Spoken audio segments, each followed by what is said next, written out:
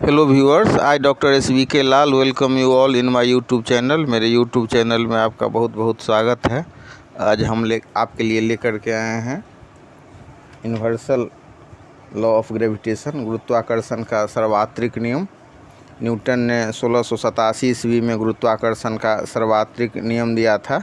यह नियम बतलाता है कि ब्रह्मांड में एक कण प्रत्येक दूसरे कण को एक बल से आकर्षित करता है। मतलब जितना भी हम पार्टिकल देख रहे हैं, कण देख रहे हैं, एवरी पार्टिकल अट्रैक्ट्स अनोदर, और we may say in another word that a force is applied, और in another word we may say that every particle attracts another particle with a force, and that very force is proportional to the product of their masses and inversely proportional to the square of their distance. Mathematically इसको हम लिख सकते हैं कि मतलब F is proportional to m1, F is proportional to 1/r², और दोनों को मिला देंगे तो हो जाएगा F is proportional to m1 m2/r², और बराबर करने के लिए एक कांस्टेंट g से गुना करते हैं तो हो जाता है हमारा F is equal to g m1 m2/r²। यहाँ g एक नियतांक है जिसे हम गुरुत्वाकर्षण नियतांक कहते हैं या ग्रेविटेशनल कांस्टेंट कहते हैं, और चूँकि g का मान कणों की प्रकृति, उनके द्रव्यमान, उनके बीच की दूरी, माध्यम, समय, ताप इत्यादि पर निर्भर नहीं करता है, और ब्रह्मांड के सभी कणों के लिए एक ही होता है, अतः इसे सर्वात्रिक गुरुत्वाकर्षण नियतांक या यूनिवर्सल ग्रेविटेशनल कांस्टेंट कहते हैं। और F बराबर जब g m1 m2/r² होगा तो इसी इक्वेशन से हम g का वैल्यू प्राप्त कर सकते हैं। तो अगर F बराबर g m1 m2/r² होगा तो g बराबर हो जाएगा Fr² m1/m2। तो यही जो नियम है न्यूटन का गुरुत्वाकर्षण नियम है, जिसे न्यूटन ने 1687 ईस्वी में दिया था। लेकिन मतलब इसको जानने से पहले थोड़ा सा हम रिकैप कर लेते हैं। ये जो 9th क्लास का गुरुत्वाकर्षण चैप्टर है उसी में आपको ये पढ़ना है, गुरुत्वाकर्षण का सर्वात्रिक नियम, यूनिवर्सल लॉ ऑफ ग्रेविटेशन। तो आइए थोड़ा सा जो पहले जो कुछ दिया हुआ है, जो कुछ मटेरियल है, कुछ बेसिक कंसेप्शन है, इसको हम जान लेते हैं। कि इसको जान लेने के बाद यूनिवर्सल लॉ ऑफ ग्रेविटेशन को समझना बहुत आसान होगा। सबसे पहले हम चर्चा करते हैं गैलीलियो गैलीली 1564-1662। उन्होंने फ्रीली जो फॉलिंग बॉडी है उसका अध्ययन किया। नीचे जो मुक्त पतन में जो को प्राप्त वस्तु हैं, जो वस्तु फ्रीली पृथ्वी पर गिर रहे हैं, स्वतंत्र रूप से गिर रहे हैं, उस वस्तु का अध्ययन किया। और उन्होंने कहा कि मतलब वर्टिकली जो नीचे की ओर जो वस्तु गिर रहे हैं ऊर्ध्वाधरतः नीचे की ओर, तो उनका जो गिरना होता है तो उस पर जो त्वरण कार्य कर रहा होता है गिरते समय, वो त्वरण प्रत्येक वस्तु के लिए समान होता है। मतलब द्रव्यमान से इसका लेना देना नहीं है। अब ऊपर चले जाइए 2 मंजिला के छत पर, एक ही साथ हाथी को भी और चींटी को भी गिराइए तो हाथी और चींटी दोनों एक ही समय में पृथ्वी पर गिरेगा। अगर समान ऊंचाई से एक साथ अगर आप उसको गिरा रहे हैं तो समान ऊंचाई से ही गिरेगा। लेकिन प्रैक्टिकली ऐसा हम नहीं देख पाते हैं। प्रैक्टिकली अगर हम टेनिस का एक ठो गेंद ले लें और एक कबूतर का पंख ले लें और दोनों को समान ऊंचाई से गिराएं तो हम देखेंगे कि टेनिस का गेंद पहले गिरता है और पंख बाद में। तो गैलीलियो ने इस चीज़ का भी अध्ययन किया और उन्होंने बताया कि जिस वस्तु के सतह का क्षेत्रफल ज़्यादा है उसका हवा में प्रतिरोध ज़्यादा होता है, और हवा में प्रतिरोध ज़्यादा हो जाने के वजह से उसको ज़मीन पर ज़्यादा समय लगता है। तो समान ऊंचाई से एक साथ गिराए जाने पर भी भिन्न भिन्न द्रव्यमान की 2 वस्तुएं ज़मीन पर एक साथ नहीं गिरती हैं। तो सबसे पहले हम लोग ने इस चीज़ का अध्ययन किए कि गैलीलियो गैलीली 1564-1662 में हम लोगों को बताया कि त्वरण की दिशा जब मतलब नीचे की ओर होती है तो इसका परिमाण प्रत्येक वस्तु के लिए समान होता है।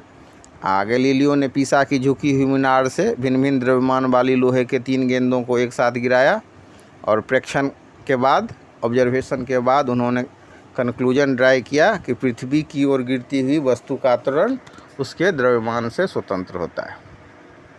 इसके बाद जब रॉबर्ट बॉयल आए तो रॉबर्ट बॉयल ने एक वायुचूसक पंप की मदद से एक जार लिया, जार से हवा निकाल दिया और उसमें इस प्रयोग शीशा के गोली और पंख वाला प्रयोग को दर्शाया। तब उन्होंने जब जार को उलट दिया तो उन्होंने देखा कि पंख तथा गोली दोनों एक ही साथ जार की तली पर पहुँचे। तो इस हिसाब से उन्होंने साबित कर दिया कि गैलीलियो गैलीली का जो सिद्धांत है कि निर्वात में सभी वस्तुएं समान त्वरण से गिरती हैं, तो ये करके उन्होंने कहा कि पृथ्वी की ओर अगर मतलब हवा का प्रतिरोध नहीं हो तो वस्तुएं एक समान त्वरण से गिरेंगी। और इसी को उन्होंने कहा कि किसी माध्यम के प्रतिरोध की अनुपस्थिति में, अगर कोई माध्यम रेसिस्ट नहीं करे, प्रतिरोध नहीं करे, गिरने का विरोध नहीं करे, फ्रिक्शनल फोर्स नहीं लगे उसमें, तो किसी माध्यम के प्रतिरोध की अनुपस्थिति में वस्तुओं के गिरने की गति को हम मुक्त पतन कहते हैं। इसमें जो त्वरण जो होता है उसके द्रव्यमान से स्वतंत्र होता है। अब मुक्त पतन को अन्य त्वरण गतियों से अलग दर्शाने के लिए मुक्त पतन या फ्रीली फॉलिंग जो होता है, तो उसमें जो त्वरण उत्पन्न होता है उसको हम कहते हैं एक्सीलरेशन ड्यू टू ग्रेविटी, मतलब गुरुत्वीय त्वरण। इसको हम जी से लिखते हैं और इसका मान लगभग 9.8 मीटर पर सेकंड स्क्वायर होता है। आगे हम इसका चर्चा करेंगे। तो अभी जो हम यूनिवर्सल लॉ ऑफ ग्रेविटेशन को पढ़ने जा रहे हैं, तो उससे पहले ये सब कुछ थोड़ा सा बेसिक है, तो इस बेसिक चीज़ को हम लोग जान लें। तो इसको हम अगर जान लेंगे बढ़िया से तो हम गुरुत्वाकर्षण का सार्वत्रिक नियम को बढ़िया से समझ सकते हैं। इसके बाद है ग्रेविटेशनल फोर्स।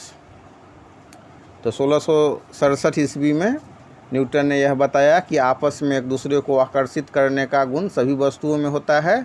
उन्होंने वस्तुओं के बीच इन आकर्षण बलों को गुरुत्वाकर्षण बल, ग्रेविटेशनल फोर्स का नाम दिया। अब किसी जगह गुरुत्वीय त्वरण वस्तु के द्रव्यमान पर निर्भर नहीं करता है। ये हो गया। अब इसके बाद एक चीज़ हम और जानने का कोशिश करेंगे, वो है हमारा अभिकेंद्र बल, जिस पर मैं एक वीडियो भी आपको दे चुका हूँ कि यदि कोई कण किसी वृत्त की परिधि पर एक समान वृत्तीय गति से घूम रहा है तो उसके गति को हम कहते हैं एक समान वृत्तीय गति। अंग्रेजी में बोलें तो यूनिफॉर्म सर्कुलर मोशन। तो इस तरह के गति में प्रत्येक बिंदु पर वस्तु का वेग बदलते रहता है, मतलब उसका चाल तो एक समान होता है, उसका स्पीड तो नहीं बदलता है, लेकिन वेग उसका बदलते रहता है। तो वेग क्यों बदलता है? वेग इसलिए बदलता है कि वेग बदलने के लिए या तो परिमाण बदले या दिशा बदले या दोनों चीज़ बदले। तो when you have a body is in the uniform motion, और यू मे से in the if a body follows the path of the uniform circular motion, then its speed does not change, but its velocity goes to be changing all the times। ये जो change होते रहता है, वेग में परिवर्तन होता है। तो वेग में परिवर्तन होगा तो क्या होगा? whenever we are finding that there is a change in the velocity, what will happen due to the change in the velocity? If the velocity is going to be changed, we are seeing that some acceleration will be produced, and this very acceleration is known as the centripetal acceleration because its direction is towards the center of the circle। तो मतलब हम लोगों ने क्या देखा? हम लोगों ने देखा कि जब कोई वस्तु एक समान वृत्तीय गति की अवस्था में होती है, यदि कोई कण किसी वृत्त के परिधि पर एक समान चाल से घूम रही है, तो उस गति को हम एक समान वृत्तीय गति कहते हैं। तो इस ऐसे गति में क्या होता है? ऐसे गति में प्रत्येक बिंदु पर वेग हमेशा पथ के अनुदिश होता है, अर्थात स्पर्श रेखीय होता है। मतलब अगर कोई वस्तु चल रहा है वृत्तीय पथ पर, तो उसका जो दिशा होगा वो वृत्त पर खींचे गए स्पर्श रेखा के दिशा में होगा। अंग्रेजी में बोलें तो उसको हम टेंजेंट बोलते हैं। हम इसके लिए वीडियो बना चुके हैं आपको अभिकेंद्र बल पर, उस वीडियो को आप एक बार देख लीजिए तो इससे और आपको क्लियर हो जाएगा। तो मतलब ये हुआ कि कोई भी वस्तु जब मतलब एक समान वृत्तीय गति की अवस्था में होती है तो उसका चाल तो नहीं बदलता है, लेकिन उसका वेग बदलता है। तब चाल क्यों नहीं बदलता है और वेग क्यों बदलता है? तो चाल इसीलिए नहीं बदलता है क्योंकि जो इसका ये चाल होता है वो एक समान होता है। तो वेग का ही जो परिमाण है, वेग का ही के ही मैग्नीट्यूड को तो चाल बोलते हैं। तो एक समान वृत्तीय गति है तो इसका मैग्नीट्यूड कैसे बदलेगा? तो बदलता क्या है? तो बदलता दिशा है। और दिशा कैसे बदलता है? तो कोई वस्तु जो घूम रहा है तो उसको हम अनेक भुजाओं से बना हुआ बहुभुज मान सकते हैं ना। और कोई भी वस्तु जब वृत्तीय गति में होता है तो उसका दिशा को हम कैसे व्यक्त करते हैं? उसके दिशा को वृत्त पर खींचे गए स्पर्श रेखा के द्वारा व्यक्त करते हैं। तो इस हिसाब से हम देख सकते हैं कि अगर कोई वस्तु एक समान वृत्तीय गति की अवस्था में है तो इसकी दिशा हमेशा बदलती रहेगी, निरंतर बदलती रहेगी। अब दिशा हमेशा चेंज हो रहा है तो क्या हो जाएगा? वेग में परिवर्तन हो जाएगा। क्यों? क्योंकि वेग में परिवर्तन के लिए यह जरूरी है कि या तो उसका दिशा बदले या परिमाण बदले या दोनों बदले। तो उसका परिमाण तो नहीं बदल रहा है, क्योंकि किसी भी वेग का परिमाण जो होता है उसका चाल होता है। तो चाल तो हम नहीं देख रहे हैं बदलते हुए, तो बदल क्या रहा है? तो दिशा बदल रहा है। अब दिशा बदल रहा है तो ये एक्सीलरेटेड मोशन का उदाहरण हो जाएगा। अब एक्सीलरेटेड जो मोशन है तो इसका दिशा किधर है? क्योंकि एक्सीलरेशन जो है सो हमारा वेक्टर क्वांटिटी है, तो इसका दिशा वृत्त के केंद्र की ओर होगा। इसीलिए इसको हम अभिकेंद्र त्वरण कहते हैं। ठीक है, तो अभिकेंद्र त्वरण को हम अगर बढ़िया से समझ लेते हैं तो हमको ये गुरुत्वाकर्षण का भी सर्वात्रिक नियतांक समझने में, सर्वात्रिक नियम समझने में बहुत आसानी होगा। अब इसके लिए हम थोड़ा एक व्यंजक प्राप्त करते हैं कि m द्रव्यमान का कोई कण r त्रिज्या के वृत्तीय पथ पर एक समान चाल v से चल रहा है तो अभिकेंद्र त्वरण हो जाएगा a बराबर v²/r। तो अभिकेंद्र बल, अब इसी अगर हम ये इसको जान ले रहे हैं कि a बराबर v²/r, तो ये हो गया हमारा अभिकेंद्र त्वरण। इस अभिकेंद्र त्वरण को जान लेने के बाद, इसका व्यंजक प्राप्त करने के बाद हम आसानी से अभिकेंद्र बल का व्यंजन प्राप्त कर सकते हैं, क्योंकि हम जानते हैं फार्मूला से, न्यूटन के द्वितीय गति नियम से, जो F बराबर ma होता है। तो m तो वही रहेगा, m तो चेंज नहीं होगा। और a का मान होता है अभिकेंद्र त्वरण, a यहाँ पर अभिकेंद्र त्वरण है, तो अभिकेंद्र त्वरण का a का मान होता है v²/r। तो v²/r को जब m से गुना कर देंगे तो हमारा फार्मूला बनेगा F बराबर ma और F बराबर m v²/r। तो F हो गया हमारा अभिकेंद्र बल। और ये बल को, इस बल को हम कहते हैं सीकिंग द सेंटर, अर्थात केंद्र को खोजने वाला। तो अभिकेंद्र बल इसका नाम ही इसलिए है कि क्योंकि इसका दिशा केंद्र की ओर है। तो हमने देखा कि अब एक समान वृत्तीय गति की अवस्था में कण की गति अगर वृत्तीय बनी रहती है तो वेग की दिशा बदलती रहती है, और वेग की दिशा बदलते रहने से हम देखते हैं कि इसमें त्वरण उत्पन्न होता है। अब यहाँ पर जो पृथ्वी, जैसे हम कोई धागा में पत्थर को बांध करके एक समान चाल से घुमाते हैं तो धागे का तनाव आवश्यक अभिकेंद्र बल प्रदान करता है। अब सूर्य के चारों ओर वृत्तीय गति में रहने के लिए किसी ग्रह को, जैसे पृथ्वी को आवश्यक अभिकेंद्र बल सूर्य के उस ग्रह से के गुरुत्वाकर्षण बल से प्राप्त होता है।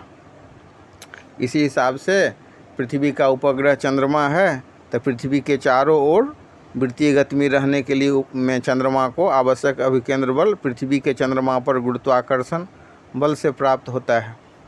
तो यहाँ पर चंद्रमा का अभिकेंद्र बल को भी हम a बराबर v²/r फार्मूला से व्यक्त कर सकते हैं। ठीक है, और हमने पिछले वीडियो में इस चीज़ का चर्चा किया था कि मतलब चंद्रमा की पृथ्वी से दूरी पृथ्वी की त्रिज्या का लगभग 60 गुना है। तो इस प्रकार से हम देखते हैं कि अगर वस्तुओं की दूरी को हम 60 गुना बढ़ाते हैं तो गुरुत्वीय त्वरण 60² गुना कम हो जाता है। तो ये भी न्यूटन इस पर निष्कर्ष निकाले थे कि गुरुत्वाकर्षण बल के कारण त्वरण और इसीलिए गुरुत्वाकर्षण बल दोनों वस्तुओं के बीच की दूरी के वर्ग के व्युत्क्रमानुपाती होता है। और इसके बाद इन चीज़ों को जान लेने के बाद हम बहुत आराम से सर आइजैक न्यूटन का जो मतलब है गुरुत्वाकर्षण नियम, गुरुत्वाकर्षण का सर्वात्रिक नियम, इसको हम लोग बढ़िया से समझ सकते हैं। और न्यूटन के बारे में भी आप इसमें थोड़ी सी चर्चा की गई है कि कितने बड़े गणितज्ञ और कितने बड़े मतलब अनुसंधान करता थे, कितने बड़े फिजिसिस्ट थे। और ये जो ये गुरुत्वाकर्षण का सर्वात्रिक जो नियम है उसको उन्होंने फिलोसफी नेचुरलिस प्रिंसिपिया मैथमेटिका नामक किताब में जो अपने अनुसंधान को उन्होंने छपाया था। और 1686 ईस्वी में ऑप्टिक्स नामक पुस्तक, ये मतलब ये 1686 ईस्वी में फिलोसफी नेचुरलिस प्रिंसिपिया मैथमेटिका नामक पुस्तक, और मतलब 1704 ईस्वी में इनका ऑप्टिक्स नामक पुस्तक छपा था। और इतने इंटेलिजेंट थे ये न्यूटन, जो 25 वर्ष की अवस्था तक ही अपने लगभग सारे खोज और अनुसंधान एक्सपेरिमेंट सबको ये पूरा कर चुके थे। तो आइए हम जानते हैं इनका जो गुरुत्वाकर्षण का सर्वात्रिक नियम है जो 1687 ईस्वी में न्यूटन ने दिया था। तो ये इस नियम के हिसाब से कि यूनिवर्स में, ब्रह्मांड में जितना भी कण है, प्रत्येक एक कण दूसरे कण को एक बल से आकर्षित करता है, जिसका परिमाण कणों के द्रव्यमान के गुणनफल के समानुपाती होता है और उनके बीच के दूरी के वर्ग के व्युत्क्रमानुपाती होता है। यहाँ पर हम थोड़ा अपना ढंग से इसको कर दिए हैं। इसको देखिए कि हम 2 पॉइंट लेते हैं। एक पॉइंट है हमारा ए और दूसरा पॉइंट है बी। ए पॉइंट पर एक वस्तु है जिसका द्रव्यमान हम m1 लेते हैं और दूसरा वस्तु लेते हैं m2। दोनों के बीच में दूरी r है। तो ये जो यहाँ पर वस्तु है m1 और m2, तो इसके बीच में कितना गुरुत्वाकर्षण बल लगेगा? तो ये न्यूटन का ये जो गुरुत्वाकर्षण नियम है इसको हम 2 भाग में समझ सकते हैं। एक भाग कहता है कणों के द्रव्यमान के गुणनफल के समानुपाती होता है। तो कण का द्रव्यमान कितना हो गया? एक कण का द्रव्यमान हो गया m1, दूसरे कण का द्रव्यमान हो गया m2। तो दोनों का गुणनफल क्या हो गया? m1 m2। तो आप बल को, अगर गुरुत्वाकर्षण बल को हम F से इंडिकेट करते हैं, F से व्यक्त करते हैं, तो हमारा इक्वेशन एक बनेगा F is proportional to m1 into m2। या हिंदी में कहें तो F समानुपाती है m1 और m2 के। तो फिर आप इसको बहुत आराम से समझ सकते हैं कि F is proportional to m1 into m2। क्योंकि न्यूटन का जो गुरुत्वाकर्षण नियम है वो कहता है कि कणों के द्रव्यमान के गुणनफल के समानुपाती, प्रोडक्ट ऑफ दियर मासेज। तो प्रोडक्ट ऑफ द मासेज क्या हो गया? प्रोडक्ट ऑफ द मासेज हो गया हमारा m1 इंटू m2। इसी को हिंदी में हम कह सकते हैं कणों के द्रव्यमान के गुणनफल के समानुपाती। तो कण का द्रव्यमान, एक कण हो गया m1 और एक हो गया m2, तो दोनों द्रव्यमान को गुना करेंगे तो क्या हो जाएगा? दोनों द्रव्यमान को अगर हम गुना करते हैं तो ये हो जाता है हमारा m1 m2। तो F is proportional to m1 m2। ये हो गया हमारा इक्वेशन नंबर 1। अब दूसरा इक्वेशन क्या है? दूसरा कहता है उनके बीच के दूरी के वर्ग के व्युत्क्रमानुपाती होता है, मतलब inversely proportional to the square of their distance. अब हमारा डिस्टेंस कितना है? तो r। तो r का वर्ग कितना हो जाएगा? तो r के वर्ग को हम r स्क्वायर लिखते हैं अंग्रेजी में, तो ये हो जाएगा r स्क्वायर। तो व्युत्क्रमानुपाती मतलब हो गया 1/r स्क्वायर। तो ये जो व्युत्क्रमानुपाती होता है मतलब इन्वर्सली, इसको हम 2 तरह से कह सकते हैं। F is inversely proportional to r square या F is proportional to 1/r square. तो इस हिसाब से हो गया कि उनके बीच के दूरी के वर्ग के व्युत्क्रमानुपाती होता है, मतलब F is proportional to 1/r square. तो ये हो गया हमारा इक्वेशन 2।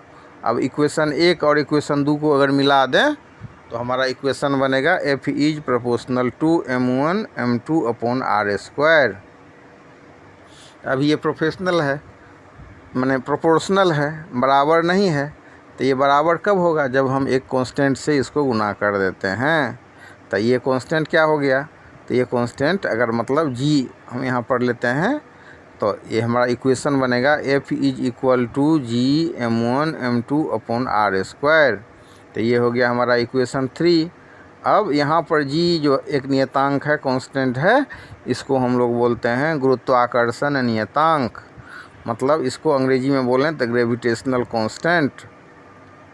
अब इसका मान जो है सो कण की प्रकृति, उनके द्रव्यमान, उनके बीच की दूरी, माध्यम, समय, ताप, इत्यादि पर निर्भर नहीं करता है तथा ब्रह्मांड के सभी कणों के लिए एक ही होता है, अतः इसे सार्वत्रिक गुरुत्वाकर्षण नियतांक यूनिवर्सल ग्रेविटेशनल कांस्टेंट भी कहते हैं। तो इक्वेशन 3 हमारा क्या हो गया, F is equal to G m1m2/r²। तो इसी इक्वेशन से हम g का वैल्यू ज्ञात कर सकते हैं। तो g का वैल्यू हो जाएगा FR² m1/m2। अब इसके मात्रक की चर्चा करें तो इसका मात्रक हो जाएगा Nm²/kg², मतलब न्यूटन मीटर स्क्वायर प्रति किलोग्राम स्क्वायर। अब एक वैज्ञानिक हुए जिनका नाम है सर हेनरी कैवेंडिश। तो 1798 ईस्वी में सर हेनरी कैवेंडिश ने 2 सोना का गेंद लिया। 2 सोना के गेंद पर एक्सपेरिमेंट करके उन्होंने जी का मान सबसे पहले निकाला था। तो याद रखिए, सर हेनरी कैवेंडिश, समय था 1798 ईस्वी। 1798 ईस्वी में सर हेनरी कैवेंडिश ने सोने के 2 भारी गेंदों के साथ लगे गुरुत्वाकर्षण बल पर प्रयोग करके जी का मान प्राप्त किया था। अब इसको समझ लेने के बाद अब हम देखेंगे कि आधुनिक मान कितना है जी का, जो एक्सपेरिमेंट हुआ। तो उस एक्सपेरिमेंट के हिसाब से हम देखेंगे कि जी का आधुनिक मान कितना है। तो सबसे पहले मतलब ये जी का जो इक्वेशन है उस इक्वेशन को ध्यान में रखिए कि जी का इक्वेशन क्या है। तो जी का इक्वेशन हो गया जी is equal to FR² m1/m2 और मात्रक हो गया Nm²/kg²।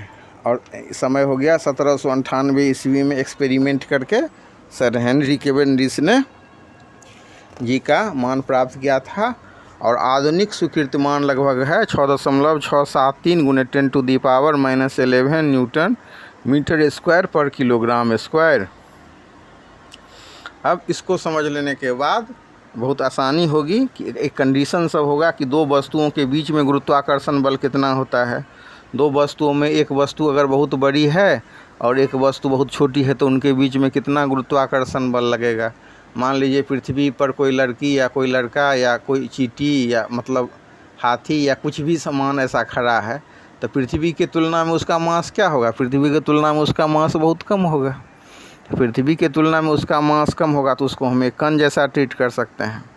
तो पृथ्वी जब 2 वस्तुओं के बीच में एक वस्तु बहुत बड़ी हो और एक वस्तु बहुत छोटी हो तो उनके बीच जो है बल का परिमाण बहुत अधिक होता है। अब हम इक्वेशन के माध्यम से इसको देखेंगे कि कैसे एक वस्तु बड़ी और बहुत बड़ी और एक वस्तु बहुत छोटी है तो दोनों के बीच में जो ग्रेविटेशनल फोर्स है वो कितना लगता है। जैसे मतलब पृथ्वी पर एक लड़का बैठा हुआ है तो हमको क्या ज्ञात करना है कि पृथ्वी और लड़का के बीच में कितना ग्रेविटेशनल फोर्स लग रहा है। इसके लिए हम फार्मूला लिखेंगे F is equal to G M into small m/r²। अब यहाँ पर F क्या हो गया, तो F हो गया ग्रेविटेशनल फोर्स, G हो गया यूनिवर्सल ग्रेविटेशनल कांस्टेंट, M हो गया mass of the earth, small m जो हो गया वो बच्चा का मास हो गया, लड़का का मास हो गया। तो अब देखते हैं, अभी बहुत ही इम्पोर्टेंट चीज़ है, ध्यान रखिए। बहुत इम्पोर्टेंट जीके भी है, बहुत बड़ा ज्ञान भी है। कोई आपसे अगर पूछे कि पृथ्वी का मास कितना होता है तो बहुत लोग अकबका जाएंगे कि पृथ्वी का मास उनको बता पाना बहुत टफ होता है। तो इसको बढ़िया से ध्यान से सुनिए। पृथ्वी का जो मास होता है वो 6.0 × 10⁻24 किलोग्राम होता है।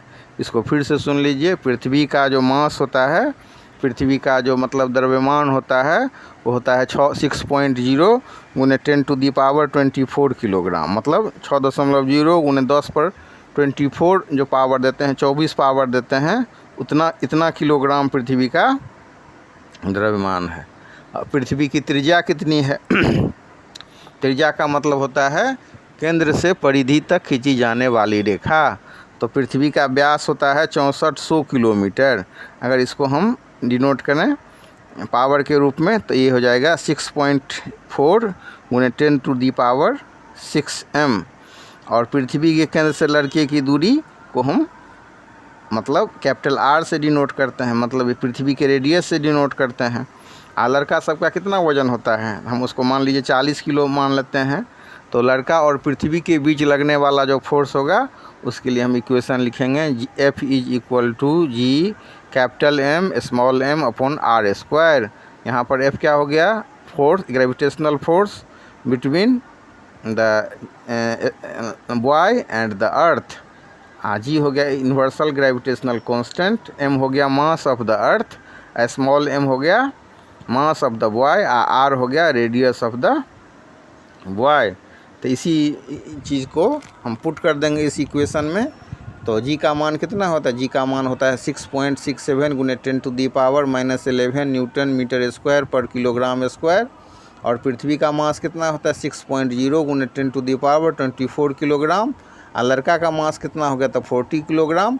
आई डिवाइडेड बाय हो जाएगा पृथ्वी का जो त्रिज्या है उसको स्क्वायर करके हम उससे डिवाइड कर देते हैं। तो ये हमारा हो जाएगा 6.4 गुने 10⁻6 मीटर के होल स्क्वायर। इसको पूरा स्क्वायर कर देते हैं तो ये जो फोर्स लगेगा हमारा ये हो जाएगा 391 न्यूटन। तो इस हिसाब से हमने देखा, मैथमेटिकली देखा कि अगर कोई लड़का पृथ्वी पर खड़ा है या बैठा हुआ है तो पृथ्वी और लड़के के बीच में कितना स्ट्रॉन्ग ग्रेविटेशनल फोर्स लगता है, इसको हमने देखा। अब पृथ्वी या चंद्रमा का सूर्य जैसे पिंड का द्रव्यमान बहुत अधिक होता है, तो इसीलिए ऐसे बड़े पिंडों का गुरुत्वाकर्षण बल भी बहुत अधिक होता है। यही कारण है कि सौर परिवार का जो पूरा अस्तित्व बना हुआ है, मतलब सूर्य के चारों ओर पृथ्वी चक्कर काट रही है और सूर्य को छोड़ करके पृथ्वी नहीं जा रही है, हमेशा सूर्य के चारों ओर पृथ्वी चक्कर काट रही है। और आप ये समझने वाली बात है, बच्चा क्लास में भी हम लोग पढ़ चुके हैं, जो पृथ्वी ही सूर्य के चारों ओर नहीं घूमती है।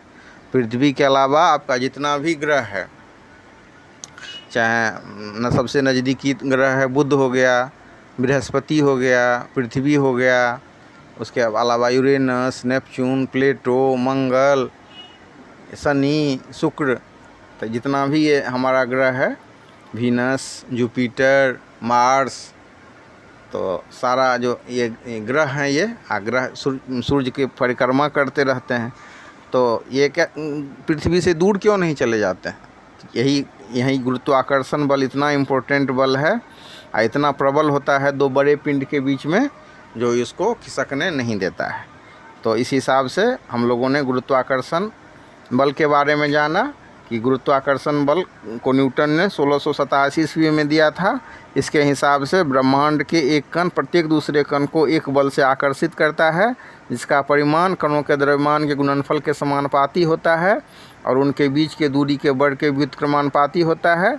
और मैथमेटिकली इसको हम लिख सकते हैं F is proportional to m1 m2, F is proportional to 1 upon R square. और जब दोनों को मिला देंगे तो F is proportional to m1 m2 upon R square. और इक्वेशन हमारा बनेगा F is equal to G m1 m2 upon R square, जहाँ जी हो गया गुरुत्वाकर्षण नियतांक। और इसके बाद हम लोग देखेंगे कि गोलीय वस्तुओं के बीच जो आकर्षण बल होता है, उसके बाद हम देखेंगे कि दो वस्तुओं के बीच गुरुत्वाकर्षण बल का कितना परिमाण होता है। जब दो वस्तु बहुत बड़े बड़े होते हैं, तो यदि दोनों वस्तु बड़े हों या दोनों वस्तु में से एक वस्तु का द्रव्यमान बहुत अधिक हो, तो गुरुत्वाकर्षण बल का परिमाण बहुत अधिक होता है।